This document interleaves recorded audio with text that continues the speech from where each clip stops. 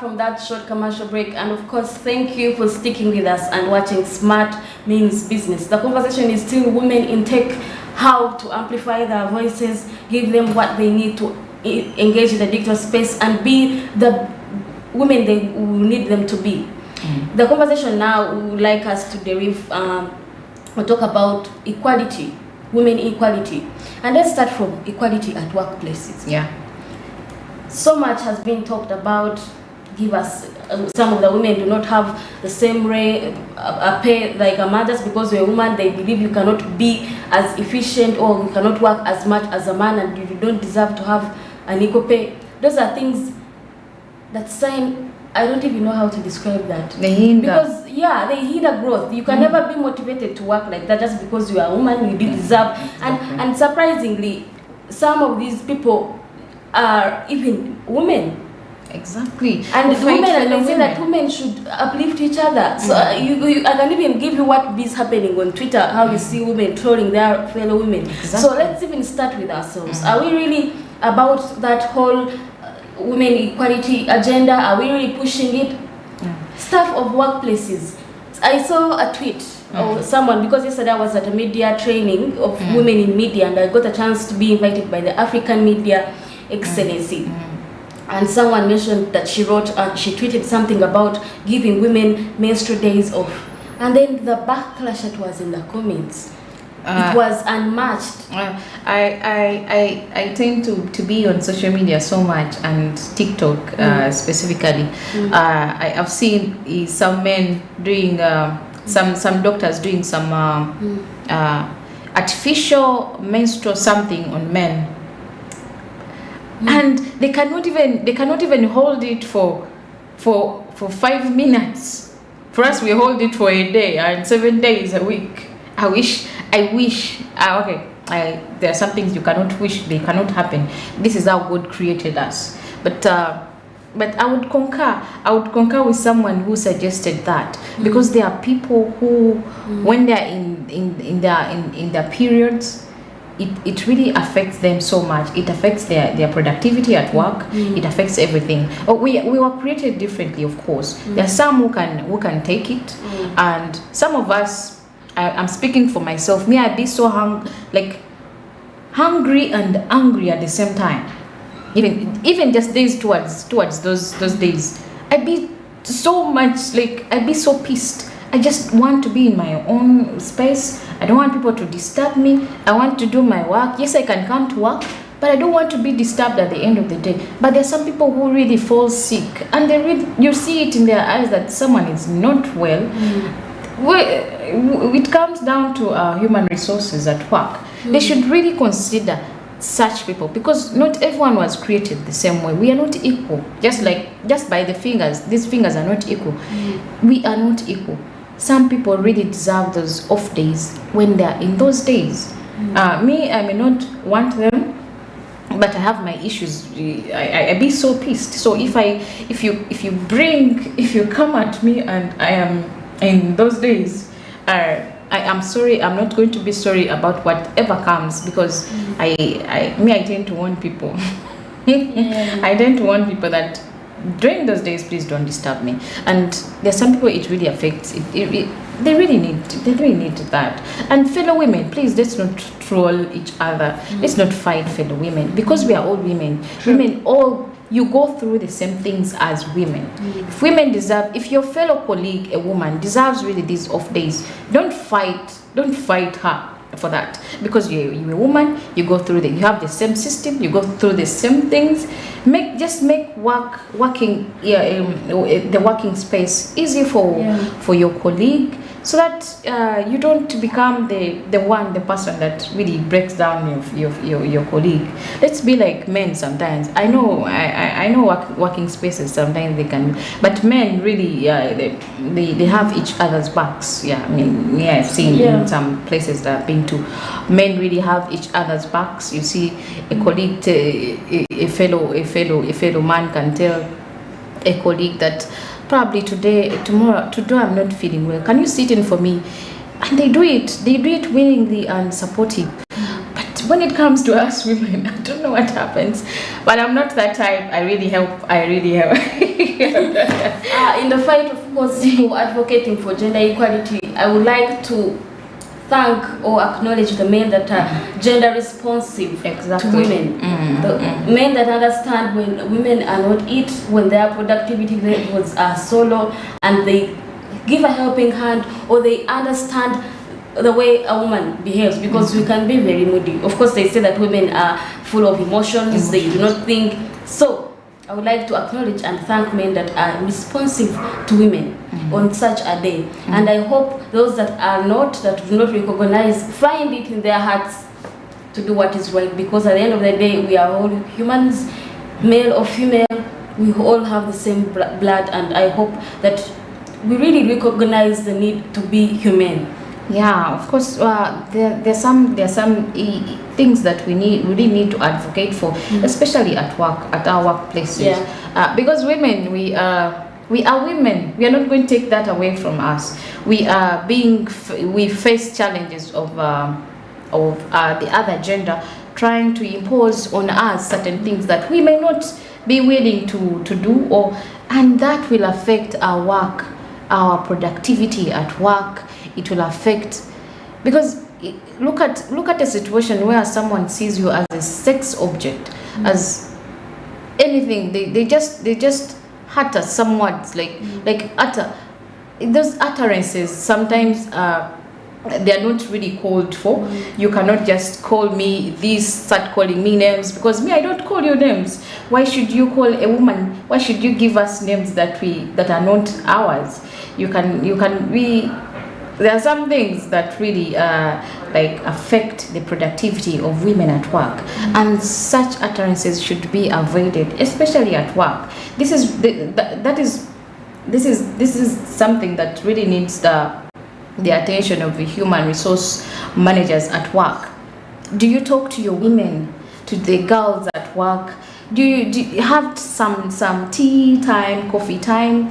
Talk to the women. They can tell you we have so many issues that we really need to speak about. Yeah, in conjunction with today, sorry to interject you, and celebrating of women, I would like us to read a message from Antonio Guterres, the United Nations Secretary General. He says, promoting women's full contribution to science and technology as well as innovation is not an act of charity.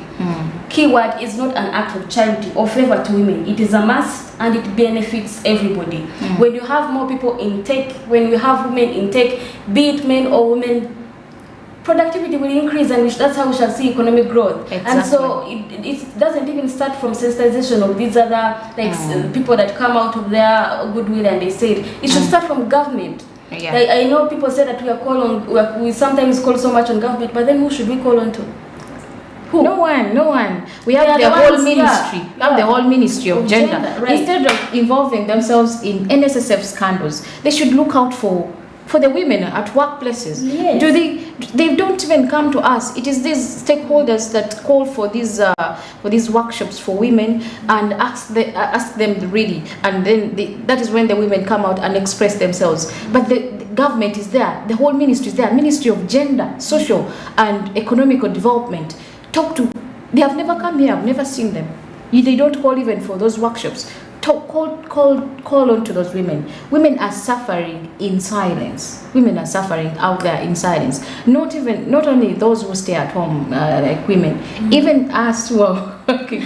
We have our issues that we really need to express. We really need to tell. But we don't see the ministry engaging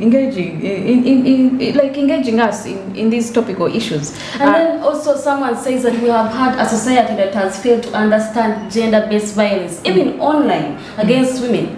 Trolls, shaming of women, things that are uncalled for. Yeah. Gender-based violence, I was telling you about how this border guy told me that women now have money. Now imagine if you have an abusive husband, who you have to hide money from, because once they get it, they are going to, because you're not entitled to money, you're not entitled to land. So some of these things you feel, these things, I think we are born like this, but I really hope that we have a mindset change. Yeah, even when a woman has money and they work, I can tell you this, they always feel like they need to be provided for. I don't know why we got this mindset in our head that okay, I have made so much, I really have to declare my asset. Why do I have to declare my money to you? That is my money. You get? And actually, some women that are even educated and in marriage, they still do this. I have made this much. Okay, let me tell him for what? To do what? That is your money. I actually saw somewhere where I said, rule number 1, never declare how much you have, because if you declare how much you have, then they will rate you. And I really like that. With, again, like I said, COVID-19 was a blessing in this case. Most of my friends, me particularly, started up businesses in regards to this. Started up businesses on WhatsApp. They have businesses on Instagram. Their pages are growing, and I really like that for them. So yeah, it is not. Let's just look at, and of course the best way to be empowered, even before we get to the digital space, is to have money. Like we started with Hanifa saying that saving, have enough money, not enough, but have some money on your own. Yeah, have some savings. To save you from a lot of embarrassment. Have some little saving for yourself, for your future. Because yes, if you have a supporting partner, that is very okay. That is very good. And if your partner is willing to share with you their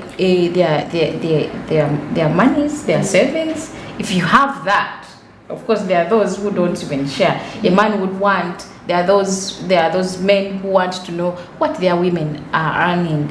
But on the other hand, they don't want to be. For them, they don't want to know. Like they cannot tell you what they are earning. But then they expect you to be providing. If you have a supporting husband or wife and a supporting partner, you may not be married per se, but if you have a supporting partner and you're and they're willing, there's no harm in that. But these things of me telling you what I am, and for you I don't even know what is on your account. Women, please wake up. Maybe still in conjunction with today's agenda and celebrating women, I would like us to read a message from the UN Women Executive Director, that is Ms. Sima Bahors. Technology-based solutions can improve women's financial inclusion, like we said, sensitization and stuff, but can also expand opportunities for girls' education and strengthen global food security, or eliminate maternal health inequities and all kinds of inequities. She mentioned something about food insecurity. We are reading a story about how Nigeria is yet to face food crisis. So you can see things that are interlinked, just like they said, these are linkages. So if we do this, opportunities for girls and education can strengthen global food security. Us ourselves, who have had last year, we saw a drought in Karamoja.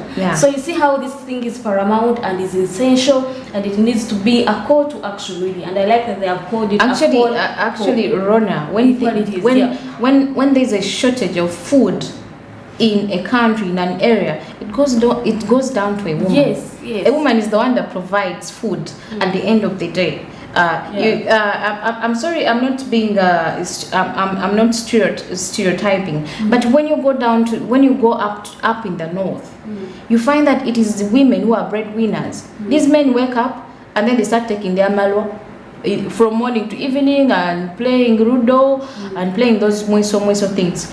At the end of the day, it is a woman who goes down to fetch firewood, fetch water. She has to provide because they have kids, and then the man comes in the evening and they demand for food. These things affect a woman. It is a woman who has to toil to look for what the family is going to eat at the end of the day. So that was when we're talking about Karamoja and what is happening in the country now. These people taking away what is meant for the rural people, for the vulnerable Karamajongs. It is really absurd.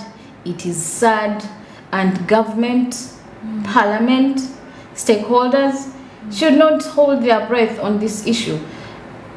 The goats, the maize that was meant for the Karamajong, for the vulnerable people, that was that was Iron sheets. embezzled. That was the iron sheets, whatever. Actually, if you even go down, if you even go up, and I've had the chance of going to Karamoja. It is those women that even construct those houses. You find them driving bicycles, taking the grass, whatever, to take and construct their houses. It is entirely a woman. It is a woman who does almost everything. And you find that it is the people supposed to provide. The people supposed to provide. The president, please do say something. I know I have not seen a statement on Twitter. I have not seen it anywhere where you're condemning your people, your ministers who have decided to divert what is meant for our Karamojong people. It is the woman suffering at the end of the day. It is the woman suffering because it is these women who provide. These goats that did not reach these people, it is the woman still. Yeah. It all goes down to a woman. Please say something that these people return. I don't care whether they resign or not. Let them return those things they took away from the vulnerable people, because it affects the woman at the end of the day. These are things that cause domestic violence in their homes, in their families at the end of the day. When there's no food, the man comes when he's drunk. He's going to beat a woman. When the kids are watching, these things are so sad. They are still happening in our country. Yes, the president has done so much of putting our women leaders, empowering women in leadership. We have so many. But at the end of the day, if it's these women, the empowered women who are causing these ruckus, who are getting involved in the embezzlement, it is so absurd. It is really sad. Mm-hmm. And government should get I don't know if it's the government. Sure. Parliament should get, the judiciary, whatever, should get at the bottom of it and find out who is causing what, who's not doing their job right. Because maybe to juxtapose you there or interject you, from what we get from the international update is a community that a community's progress is measured from the progress women have made. Yeah. We have countries here that are the best countries for gender equality. We have Iceland, we have Finland, Norway, New Zealand, Sweden. But we have also been noticed, or we have also been informed that Sierra Leone is the worst country for gender equality. So a community is best described or is best seen as a progressive community where women thrive. Yeah. Is Uganda a community where women thrive? Can it be recognized as a country in Africa where women thrive? Well, what can we do to make that happen? What are the concerned people doing? Or what are you doing as a woman to make yourself be recognized as a woman who is empowered? Because at the end of the day, it starts with you, right? Yeah. So there's so much to be done. We cannot emphasize this conversation enough, and we hope that as you go out there to celebrate yourself and be empowered, you know what you want. And I like that for us, especially the women, this new generation. We have seen women be up to speed with what is happening, and they are integrating themselves with internet and digital space. But like we mentioned, there are women out there that don't even have smartphones. Yeah. So concerned stakeholders, do your job. From that, we will take a short break, but we return with more in women in business and equality and engagement in women of digital space. More.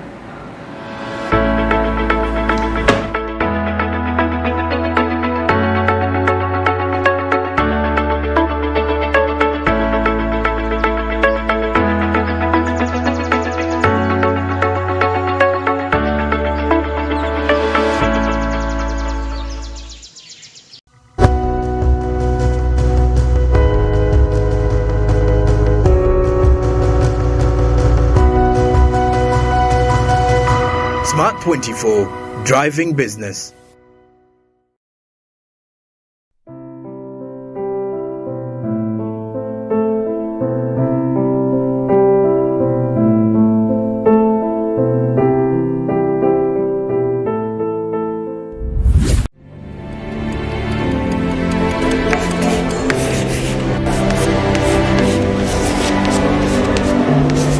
This is Jordan.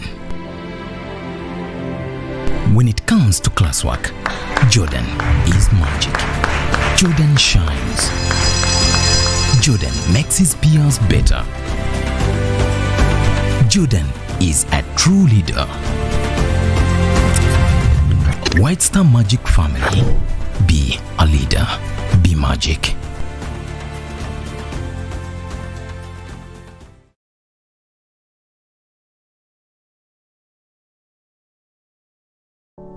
Luxury redefined at Seasand Hotel as you indulge in the splendor of elegant living fit for the royalty that you are. Step into comfort, pampering and blissful customer-centric service as you select from our range of comfy, exquisite living quarters furnished to meet with your royal preference. Surrounded by scenic beauty, our tropical setting allows you to escape the glamorous ordeal of city life. Our ambient green gardens will guide you to a place of revitalizing rest. The 3-star restaurant caters to your palate, serving your choice menu ranging from exotic cuisines to local delicacies. Our chefs will serve you full-course meals for a truly out-of-this-world culinary experience. Our fully stocked bar to whet your throat, from renowned global brand whisks, brandies, gins, beers and wines to our locally celebrated beverages, you will not lack for any brewage.